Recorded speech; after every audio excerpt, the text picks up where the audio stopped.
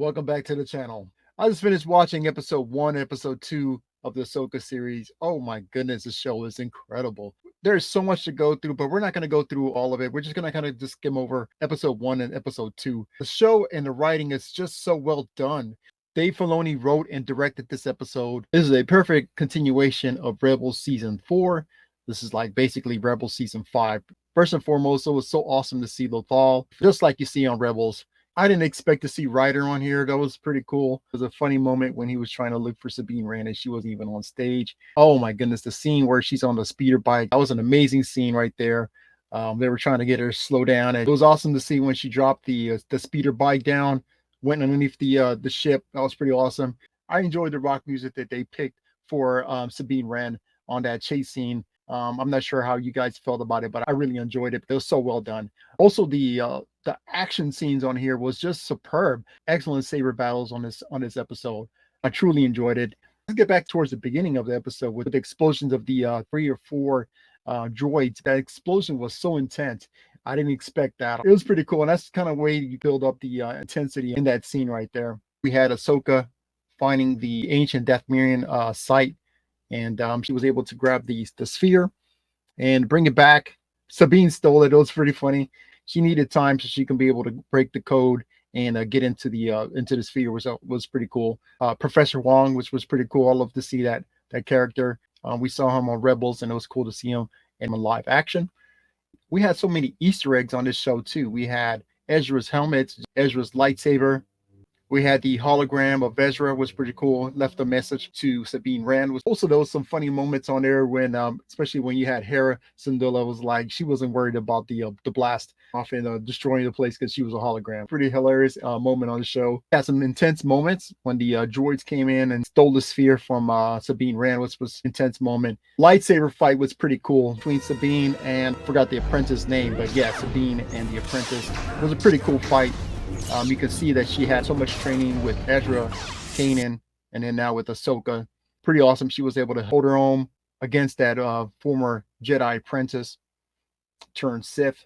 And then we get the scene of Sabine getting stabbed. Now, that part right there, to me, they should have done it like she got hit on the leg or something like that rather than stabbed, because that's been played out. We had that with the Kenobi series Reviva. I kind of just didn't like that part right there. But I mean, other than that, on episode 2, we had the continuation of that where she's in the medic bay. We had a medical droid attending to her, Professor Huyang also. And also we had Ahsoka that went to go visit her. You can feel that tension between her and Ahsoka. They talk about her being trained by Ahsoka for a while, and then Ahsoka stopped training her. And we had Baylan Skoll with his apprentice. Let me see if I got her name. Yeah, Shin Hati. They were at this ancient site, and we had Morgan. She put the sphere, that put it on this little pedestal. He was able to open it, pointed to another galaxy, the same galaxy that it was pointing earlier, and when Sabine opened it, to this galaxy where Thrawn is located. He was able to contact Morgan, call for her, so she knows that he's in that galaxy, and vice versa. He knows that she's looking for him. And then we have the scene in Corellia, which is a pretty awesome scene, which we got on the trailer. We got to see the Phantom, also Chopper. Chopper was hilarious on that scene. It was pretty awesome. And then we had Hera. Hera's awesome. I love her. And so yeah, episode 1, episode 2 were just so well done. I'm going to give it an 8.5 out of 10. I'm going to reserve my 10s and the high 9s. So when we get Hayden Christensen on the show, I'm going to reserve my 10s for that. So hopefully on episode 5, that other episode where Dave Filoni directed, hopefully that's the one where we're going to get Hayden Christensen. Hopefully that's the case. And if not, maybe it'll be another director who's going to be directing Hayden Christensen. But I really think it's going to be Dave Filoni. I think it's only fitting, being that Clone Wars and Rebels, we're going to have Dave Filoni directing Hayden Christensen. But I think episode 1, episode 2 was just amazing way to start the Ahsoka series. I am so happy for it. I was smiling throughout the whole episode 1 and 2. Just a fun show. Can't wait to see what we're going to get next week. But thanks so much for watching this video. I rarely do reviews for shows, but I'm going to ask you guys a question. How would you guys rate the episode? Leave a number down below and what you think of the episode from 1 to 10.